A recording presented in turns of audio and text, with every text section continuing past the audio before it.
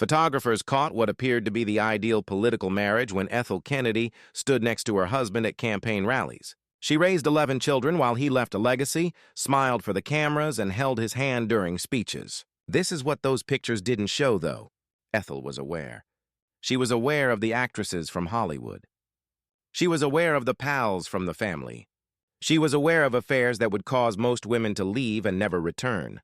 Even worse, she was aware of it before she married him. Robert F. Kennedy was not a one-time cheater. Throughout their marriage, he had several affairs, all of which his wife knew about. Bobby's infidelity was well known, especially among close family friends, great movie actors, and even his own sister-in-law. Ethel stayed, nevertheless.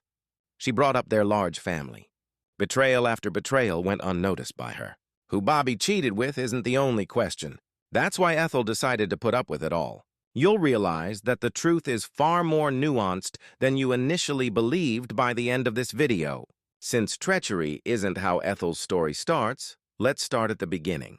It starts with a decision. She was raised as the daughter of an affluent family, Ethel Skakel, and she became acquainted with the Kennedys through their social networks. This was no innocent young lady who happened to stumble into a poisonous circumstance. She was fully aware of what she was getting herself into. The Kennedys were known for something. It was clear to everyone around them that faithfulness wasn't exactly a family value. The patriarch Joseph Kennedy Sr. served as an example of this conduct for his boys. He ran his affairs in a way that was so transparent that everyone knew about them, and he inherited that mindset from his children. The Kennedy playbook was essentially predicated on infidelity. There were unwritten standards that you had to follow if you wished to marry into this dynasty. Don't speak. Keep up appearances. Don't let it become a public controversy. Regardless of what's going on behind closed doors, smile for the cameras. Regardless, Ethel fell in love with Bobby. When she was young enough to think that love might triumph over all obstacles, they were married on June 17, 1950, and others who knew her said she really loved him. According to one biography, she loved him more deeply than she ever imagined. Intense love like that might make you put up with things you never would have imagined. It can lead you to justify actions that would be inappropriate in any other situation. You must comprehend something about Bobby's initial encounter before we can discuss his affairs, though, as it sets the tone for everything that transpired. In fact, when Bobby was barely 21 years old, his father paid for him to go to a brothel in Harlem, according to historian Larry Tye. As if it were a coming-of-age ceremony, Joseph Kennedy basically bought his son's sexual initiation by setting up his son to have sex with an African-American woman. Bobby's evaluation afterward was strikingly icy and disinterested. He claimed that while it wasn't horrible, it wasn't really amazing either, as if he were evaluating a restaurant dish rather than a personal encounter. Something significant about Bobby's approach to relationships is shown by his flippant dismissal and transactional viewpoint, the remainder of his life. He married Ethel a year later. Her age was 22. They had their first child by 1951. Together, they would eventually have 11 children, which seems like the cornerstone of a solid family, and in some respects it was. However, in the midst of raising a family, pursuing a career in politics, moving up the ranks from attorney general to senator, and acting as the Kennedy golden boy, Bobby managed to make time for numerous other women. The trend began early and continued for a long time. And even though Ethel knew, even though it was humiliating, and even though she was raising almost a dozen children who needed solid parents, she decided to stay. This leads us to the actual women. Bobby frequently has a Hollywood taste in extramarital relationships. He didn't just start having affairs with women he met at bars. These were strategic relationships with some of America's most well-known ladies. And while the rest of the nation was largely in the dark, Ethel somehow knew about them.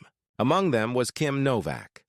For those who are unfamiliar with the history of Hollywood, Novak was a huge star in the 1950s. She became one of Hollywood's biggest box office attractions after signing with Columbia Pictures in 1954. We're discussing big-budget movies like Alfred, Hitchcock's Vertigo, Pal Joey, and Picnic. She was the kind of lady who made women jealous and men uneasy, the kind of actress who defined an era. According to some, the affair took place in 1961 during Bobby's tenure as Attorney General in his brother's government. Consider the danger there. He wasn't a regular person. Second only to the president, he was one of the most powerful men in the nation and was continuing with a Hollywood star. As is common in these Kennedy cases, there are few details concerning their relationship. Although the family became quite adept at keeping things under wraps, several sources attest to their involvement, although briefly. Later, Novak virtually stopped being involved in Hollywood, which always seems odd considering how successful she was. She later settled in Oregon with Robert Malaloy, an equine veterinarian, after getting married twice. Until his passing in 2020, they shared a log cabin. Although she never discussed Bobby in public, the rumors persisted. The memory of Hollywood is long. Lee Remick came next. Days of Wine and Roses got this actress a nomination for an Academy Award. For Wait Until Dark on Broadway, she received a Tony Award. Classics such as Anatomy of a Murder in the Omen featured her. She was married to her, talented and gorgeous. Bill Colleran, her first husband, when she supposedly started dating Robert Kennedy in the early 1960s. Remick allegedly had an affair with Bobby while she and her producer husband were still raising 2 kids. You may ask how she managed to juggle it all because the period coincides with some of her most significant professional events. While making big-budget films and keeping up the illusion of a loving marriage, they had secret meetings with the Attorney General. The mere thought of it is exhausting. Later, in 1970, she wed British producer William Rory Gowans, with whom she remained until her death in 1991 from kidney cancer. She was only 55. She never officially acknowledged the affair, just like Novak. However, many close to both families were aware. They were constantly aware. This is where things get really nasty, though. For Claudine Long was more than a Hollywood actress Bobby had met at a party. Andy Williams, a well-known singer and TV host, was her spouse. Furthermore, the 2 couples were close friends rather than acquaintances or people who happened to periodically cross paths, close companions. Together, they went on salmon river cruises in the summer. They went to each other's houses in Hickory Hill, Virginia, and Bear, Palm Springs, New York City. Together, the children played. The spouses talked about their families. The husbands talked about entertainment and politics. They were the type of buddies who got together for holidays. Take a moment to consider that dynamic. Andy and Claudine would host Bobby and Ethel on the weekends. They would pretend to be a happy couple, enjoying their accomplishments and good fortune while dining, boating, and swimming in pools. Furthermore, Bobby and Claudine crossed a line that should never have been crossed in 1967. Crossed. Although it didn't continue long, the purported affair took place that year right in front of everyone. Long and Williams both hurried to Good Samaritan Hospital with the Kennedys after Bobby was shot at the Ambassador Hotel on June 5, 1968. As medical professionals attempted to save his life, they stood watch. Bobby passed away early the following morning, surrounded by his loved ones. In his honor, Lange and Williams later gave their son the name Robert, which begs the uneasy question. Andy Williams, were you aware of the affair? How did Ethel feel standing next to the woman who had slept with her husband if he didn't? They were all grieving together. They were all behaving as though their bond had never been damaged. It's nearly impossible to imagine the amount of deceit needed to keep those relationships going. For years, rumors of Marilyn Monroe and Robert Kennedy circulated. Almost too scandalous to be true, the rumors seemed. An active attorney general's relationship with the world's most well-known actress. It had the sound of tabloid fiction. Everything changed when a letter appeared.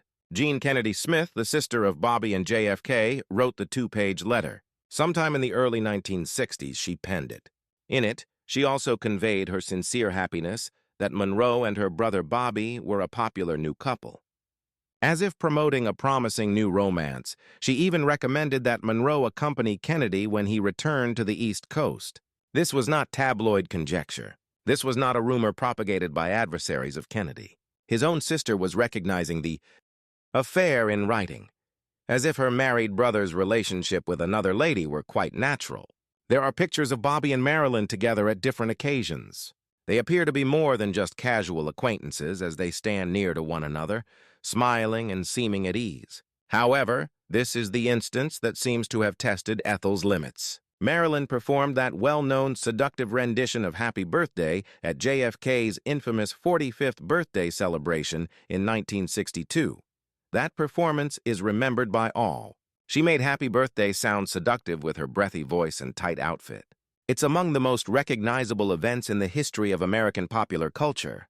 The aftermath of the party is something that isn't discussed as much. Lou Harris, who was present that evening, claims that Marilyn made the advances on Bobby directly in front of everyone. She was extremely forceful in her flirtation, he said, literally pressing Bobby against the wall, making it clear to everyone that something was happening between them. Ethel witnessed it all. As hundreds of others pretended not to notice, she stood there sipping her drink and watching another lady shamelessly seek her husband. She told others that what she had just observed was the most repulsive thing she had ever seen, and she was so incensed that she left the party right once. The majority of wives would have immediately wanted a divorce. The majority of women would have raised an alarm, confronted Marilyn and Bobby, and refused to continue this degrading act. Angry, Ethel returned home, but she stayed. She was never gone. Keeping her cool and playing the part of the loyal wife, she repressed her anger. Though the specifics of Bobby and Marilyn's connection are still not entirely understood, physical evidence of how far things proceeded is lacking. Monroe passed away before she could write a candid biography, and Bobby was definitely not the kind to record his indiscretions. However, his sister's letter, the pictures, the incident at the birthday party, and the fact that other people from that time period attest to their involvement all point to something more than friendship. The rumors were further fueled by Monroe's untimely death in August 1962, which occurred only a few months later. Although there is no solid proof, some conspiracy theories even contend that the Kennedys had some role in her demise. It's obvious that Marilyn had been too close, knew too much, and was starting to cause problems. Conveniently, her passing resolved an issue that would have brought down the Kennedy political apparatus, the final treachery that lasted 4 years. If having an affair with a Hollywood actress was difficult, the consequences were catastrophic, because it wasn't a stranger with whom Bobby had his longest and most important romance. Ethel didn't go out with a stranger. It was with Jackie Kennedy, the First Lady of the United States, his own sister-in-law, and the widow of his brother who was killed. The killing of JFK in November 1963 caused Bobby to completely collapse. He wasn't simply grieving in the traditional way. He experienced what is now known as a total nervous breakdown. In his office, he created a physical shrine to his brother, complete with pictures, books, and mementos of all they had lost. Like a protective talisman, he wore JFK's bomber jacket with the presidential seal emblazoned on it. He took his car to Times daily to visit the grave at Arlington National Cemetery, as though his brother might still be there, as though gazing at the eternal flame would bring him back. Bobby gnawed his fingernails till they were bleeding. In photos taken at the time, he seemed haggard and hollow-eyed due to his drastic weight loss. He was only able to sleep for a few hours at a time, and previous injury that never completely healed tormented him. The anguish serves as a physical reminder of loss all the time, and in his sorrow, he turned to the worst place for solace as he drowned in despair, remorse, and anger at the world. He looked at Jackie. The purported 4-year affair started soon after the assassination. 4 years. This wasn't a fleeting moment of vulnerability. There weren't two individuals looking for consolation right after a traumatic event. Every member of the Kennedy family was aware of this ongoing relationship but chose to disregard it. JFK's Undersecretary of Commerce, Franklin Roosevelt Jr., who was close to the family, subsequently claimed that Bobby and Jackie continued to act like adolescent lovers. They weren't tactful. They did not exercise caution. In front of Bobby's 11 children, Ethel, and everyone else who should have mattered, they behaved as though they were in love. Roosevelt conjectured that if it had been politically and spiritually feasible, Bobby would have most likely divorced Ethel in order to wed Jackie, but it was obviously not. The Kennedys were Catholic. Bobby's political future would have been ruined by divorce, as would his chances of becoming president and being married to his brother's widow. That would have been unredeemably scandalous. As a result, the affair persisted in secret, unknown to the general public but known to those closest to them. According to one account, Jackie, not Ethel, Bobby's wife of 18 years and mother of his 11 children, gave the order for physicians to remove Bobby's life support when he was shot at the Ambassador Hotel in 1968 after winning the California Democratic primary. That choice was made by Jackie, which reveals just who was in charge in Bobby's heart in the end. Imagine what it must have been like for Ethel at that moment. Her spouse is dying. His kids are all around her. They were all crying. They are all looking to her for support. And the one making life or death choices is the lady who has been having affairs with her husband for 4 years. The lady who deceived her and ruined her marriage's potential for genuine closeness is behaving as though Bobby's primary relative. Bobby's children and the rest of the Kennedy family were standing there with Ethel. They were all well aware that her husband had spent years falling in love with someone else. Still, she remained silent. As the loyal wife, she grieved in public, preserved her honor, and guarded his memory as if nothing had ever happened. The question that everyone asks is this one. Ethel stayed, but why? Why put up with decades of public shame, treachery, and humiliation? In a marriage that was essentially shattered, why raise 11 children? Why defend a man who obviously didn't value her enough to stick by her side? The answer is straightforward. She loved him. She was telling the truth when she said in that biography that her love for Bobby was more comprehensive than she ever imagined it could be. Despite his imperfections, she truly loved this man. Some people believe that suffering is worthwhile because they love so much. The positives outweigh the negatives. They convince themselves that their family, which they created together, is more important than loyalty, because sacrifice is a necessity of love. It's not only love, though. Ethel wed a member of the Kennedy family. Power, prestige, and a platform that most people never receive came with that. She was Ethel Kennedy, a senator's wife, the attorney general's wife, and a possible first lady. She had access to America's most powerful individuals. She had the power to actually change the things she cared about. She had an important voice. All of that would have been lost if Bobby had been divorced. She would have been shunned, branded as the woman who couldn't cope with being a Kennedy spouse. Her inability to satisfy her spouse would have made her a permanent footnote. Her reputation would have vanished. Her children would have grown up in a broken home, which carried significant social shame in the 1960s, while the doors that had opened for her would have slammed shut. And there are those 11 children. Having that many kids makes it difficult to just leave. Ethel put their stability ahead of her own wounded sentiments. Despite the fact that the family was founded on falsehoods, she made the decision to keep it together. In order to preserve their affluent lifestyle and to enjoy all the benefits that came with being a Kennedy, she wanted them to have 2 parents at home.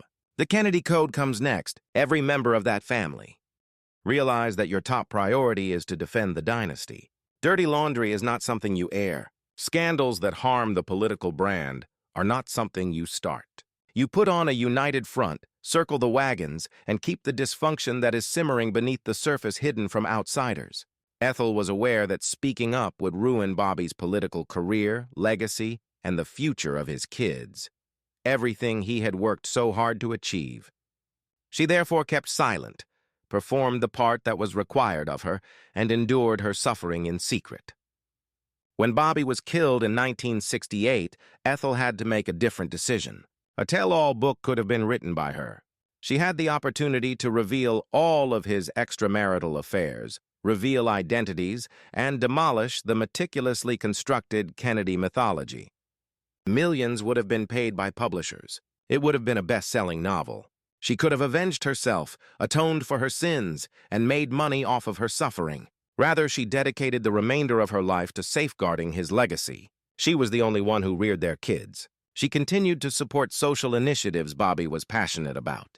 She kept up relationships with the same people who had deceived her, went to Kennedy family events, and kept quiet about what she had gone through. She carried the secrets for 56 years after his death, until 2024. It's referred to as strength. Others may refer to it by a different name. Ethel Kennedy, however, made a deliberate choice regarding her priorities. She opted for silence over justice, family over self-respect, and legacy above the truth. She came to the conclusion that being a Kennedy, even one who had been deceived and humiliated, was preferable than being nothing. The brothers Kennedy are regarded as political royalty in the United States. Their affairs are discussed in passing but are rarely thoroughly investigated. Bobby is hailed as a civil rights activist, a voice for the underprivileged, and a political martyr who was killed before he could reach his full potential. And Ethel wanted it just that way. With a smile on her face for the cameras, she paid the price for their immortality, one affair at a time. What matters most to you will likely determine whether you view her as a partner or a victim. Was she a woman confined by uncontrollable circumstances? Or did her refusal to set limits allow Bobby to act in this way? Did she give up something for the sake of her kids? Or was self-respect less important to her than position and power? The answer is not simple, but she was sure of one thing. She was aware of Bobby Kennedy's character from the day she married him until the day of her passing. She was aware of his father's planned visit to a brothel. She was aware of Claudine Long, Lee Remick, and Kim Novak. She was aware that at JFK's birthday celebration, Marilyn Monroe had pinned him to a wall. Despite being aware of her 4-year affair with Jackie, which should have been inexcusable, she decided to stay. That's the true tale. The reason Ethel felt that being Mrs. Robert F. Kennedy was more valuable than her own happiness, dignity, and peace of mind, not who Bobby cheated with. For decades, she repeatedly made that decision. She never publicly regretted that decision, and she carried it with her to the end.